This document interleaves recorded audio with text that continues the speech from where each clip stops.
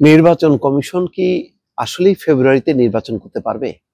এই নিয়ে কিন্তু ধোঁয়াশা দূর হয়নি বলেই বারবার প্রশ্নের মুখে পড়তে হচ্ছে নির্বাচন কমিশনকে।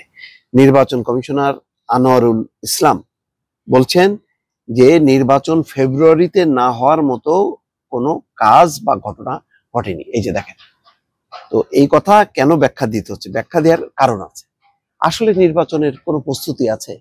জামাত এবং বিএনপির বাইরে অন্য রাজনৈতিক দলের কিন্তু প্রস্তুতি নেই। এনসিপি আছে, নির্বাচনী জোট করবে, কার সাথে করে কিভাবে যাবে, এই দুই একজন প্রার্থী হয়তো লোকাল পর্যায়ে আসিফ মাহমুদ, সজীব ভুইয়া, বা কালকে দেখলাম যে মাহফুজ আলমের এক ভাই ঘোষণা দিয়েছেন, অথচ মাহফুজ আলম নিজে নির্বাচনী প্রচার অভিযানে যাচ্ছেন না। তো এইরকম হাসনাত আব্দুল্লাহ তৎপরতা আছে, সার্জিস আলম, এরকম দুই চারজনের, মানে এইটা ঠিক সারা দেশব্যাপী নির্বাচনের প্রচারের জন্য কিছু এজেন্ডা নিয়ে যে যাওয়া, সেই যাওয়াটি কি হচ্ছে না। অথচ নির্বাচনের বাকি একদম হিসাব করলে 3.5 মাস মতো আছে। সেই কারণে অনেকেই মনে করছে যে আসলে হয়তো নির্বাচন হবে না, এমন কিছু পরিস্থিতি তৈরি হবে যে এই পরিস্থিতি হয়তো পণ্ড হয়ে যাবে। দেখেন, সংসদ ভবনে ওখানে যদি 200-250-300 লোক না যেয়ে যদি 2-4-5 হাজার যে যদি ভাঙচুর করতো, মানে পণ্ড করে দিত, তাহলে কি হতো? ডক্টর মোহাম্মদ ইউনূস বলতো দূর, বাদ দে, আমি রিজাইন করলাম, আমি জায়গা।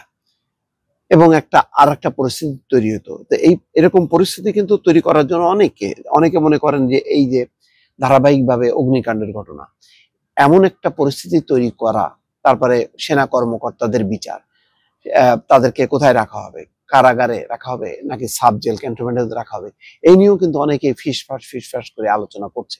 সব কথা তো আসলে মানে আমি বলতে পারছি না এই কারণে যে ওই চট করে আমি আমার মানে চ্যানেল আছে, এটা কোনো নিয়ন্ত্রণ নেই বলে আমি একটা কথা বলে দেব যে এই কথা কোনো ভ্যালু থাকবে না, যে কথা সত্য প্রমাণিত হবে না, এমন কাজ ভাই আমি কখনোই করব না।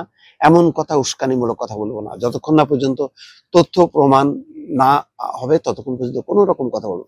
হ্যাঁ, প্রেডিকশন করতে পারি যে ভাই নির্বাচন না হওয়ার আশঙ্কা আছে, কিন্তু নির্বাচন হবে না এই কথা আমি বলে দিতে পারি না। আমি শঙ্কা আশঙ্কা সবকিছু করব। এটা এই ধরনের আলোচনা কারোর হয়তো পক্ষে দিতে পারে, বিপক্ষে দিতে পারে, এটা আমার মত প্রকাশের স্বাধীনতা। কিন্তু কোনো মিথ্যা তথ্য দেব না, স্টাবলিশ করবো না যে না এটা হবেই, এরকম কোনো কথা বলবো না। সেই কারণেই এই আলোচনাটা মানে গুরুত্বপূর্ণ। এখন আমার এই আলোচনা থেকে এমন কিছু মনে করেন না যে না নির্বাচন হবেই অথবা নির্বাচন হবে না। সবগুলো দিক, মানে কোথায় কি আলোচনা হচ্ছে, কোন কোন প্রেক্ষিতে নির্বাচন নাও হওয়ার সংকট আছে, যে কারণে নির্বাচন কমিশনকে প্রশ্ন করছেন। রাস্তাঘাটে নির্বাচন কমিশন কেন? গণমাধ্যম কর্মী হিসাবে অনেকে দেশে বিদেশ থেকে জিজ্ঞাসা করে, ভাই নির্বাচনটা হবে তো? আমি কিন্তু চট করে বলতে পারি না, না হবেই। আরে কোনো এ নেই, আরে দেখেন না, না বিএনপি তো যেইভাবে চায়, জামাত তো সেইভাবে চাচ্ছে না, জামাত তো দাবি দেওয়া নিয়ে আন্দোলন করছে। হ্যাঁ, এটাও ঠিক। নির্বাচনের ঠিক আগ মুহূর্তে এই দাবি দাওয়া নিয়ে এবং জুলাই সনদ স্বাক্ষর অনুষ্ঠানে এনসিপি না যাওয়া, তারপরে এখনো ওই পিআরের দাবিতে, গণভোটের দাবিতে আন্দোলন কর্মসূচি করাটা কিছুটা শঙ্কাটা আছে, কিন্তু এমন পরিস্থিতি না যে সেটা বান চালাবে। জামাতকে এক অর্থে ধন্যবাদ দিতেই হয় যে দেখেন, জামাত অত্যন্ত একটা রেসপন্সিবল রাজনৈতিক দল। তারা ওই এনসিপির মতন গো ধরে বসে থাকতে পারতো যে না জুলাই সনদ আইনি ভিত্তি কি হবে, ওটা না হলে আমরা যাবই না। এটা মানে জামাতকে মানায় না। জামাতের একটা গণভিত্তি আছে, রেসপন্সিবল আছে। জামাত যদি এখন একদম উল্টায় যায় তাহলে লাভবান কি হবে এটা বলার অপেক্ষা রাখে? চোখ বন্ধ করে যে কেউ বলে দিতে পারে কে হবে। এবং অনেকে তো চায় যে বিএনপি জামাতের মধ্যে এমন গোলমাল হোক যাতে একদম নির্বাচন তছনছ হয়ে যাক। কার সুবিধা? কে হাসবে? কোথায় মানে বাজি ফুটানো হবে? এটা কি জানা নেই? বাংলাদেশের খুব কাছেই বাজি ফুটবে, আনন্দ হবে, নৃত্য হবে, যে পারলো না, শেখ হাসিনা ছাড়া আসলে বাংলাদেশ পরিচালনা করা সম্ভব না। তো এটা জামাত কিন্তু বোঝে। সেই কারণে জামাতের দাবি পূরণ না হওয়া সত্ত্বেও সে কিন্তু শুধু অনুষ্ঠানে যায়নি, অনুষ্ঠানের দিনও সে দ্বিধান্বিত ছিল, বাট সে স্বাক্ষর করেছে। কারণ আলটিমেটলি এখন ভোটের সামনে রেখে অনেকে দাবি দাওয়া করবে, এটা ভোটের রাজনীতির একটা কৌশল হইতে পারে, কিন্তু আমি ভোটে যাব না এমন পরিস্থিতি হবে না। কিন্তু সবচেয়ে বড় কথা হলো এটার একটা সম্ভাবনার দিক আছে, আবার মানে আশঙ্কার দিকটা হলো এই যে অনেকে মনে করতে পারে যে আমার তো রাজনৈতিক অস্তিত্বই থাকবে না, নির্বাচন হলে লাভ কি, তখন তো কেউ পাত্তা দেবে না। সেই কারণে তারা আপ্রাণ চেষ্টা করতে পারে। কিন্তু আমার ধারণা সেনাবাহিনী অত্যন্ত সিরিয়াস, তারা পারলে তো ডিসেম্বরেই নির্বাচন দিয়ে তারা তাদের ব্যারাকে ফিরে যেতে চায়।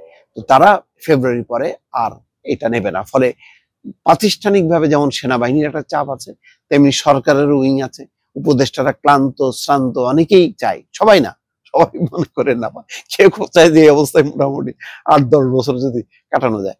কেউ কেউ মনে করছেন যে এনাফ ইজ এনাফ, আমরা এখন দায়িত্ব এ করে আমরা চলে যেতে চাই।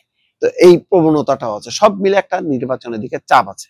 তো ফলে নির্বাচন কমিশন প্রশ্নবিদ্ধ হচ্ছে, তাদের প্রশ্নের জবাব দিতে হচ্ছে, আমাদেরকেও প্রশ্ন করে, আমরা কখনো বলি হ্যাঁ, কখনো বলি না, এরকম শঙ্কা প্রকাশ করি। কিন্তু শেষ পর্যন্ত এই যে আশা নিরাশাগুলি দূর করার দায়িত্বটা হচ্ছে রাজনৈতিক দলগুলোর। এনসিপি যখন কি নির্বাচনী প্রচার অভিযানে নেমে যাবে, যেমন দেখেন আজকে ভালো লাগলো যে 2টা বুলেট প্রুফ গাড়ি আনবে, একটা গাড়ি আর একটা হবে বাস, তারা বেগম খালেদা জিয়া সহ তারেক রহমান সারা দেশে ঘুরবে, সারা দেশে সকল রাজনৈতিক দলগুলো ঘুরবে, নির্বাচন একটা জমজমাট পরিবেশ হবে। ও আল্লাহ, এইরকম পরিস্থিতি কত কাল দেখিনি, আপনারা চিন্তা করেন। আজকে 15, 16, 17 বছর দেখিনি। সর্বশেষ 2008-এর নির্বাচনটা আপনি ভালো নির্বাচন বলতে পারবেন না। 2001-এরটাও কিছুটা মানে একতরফা ছিল বলা যায়।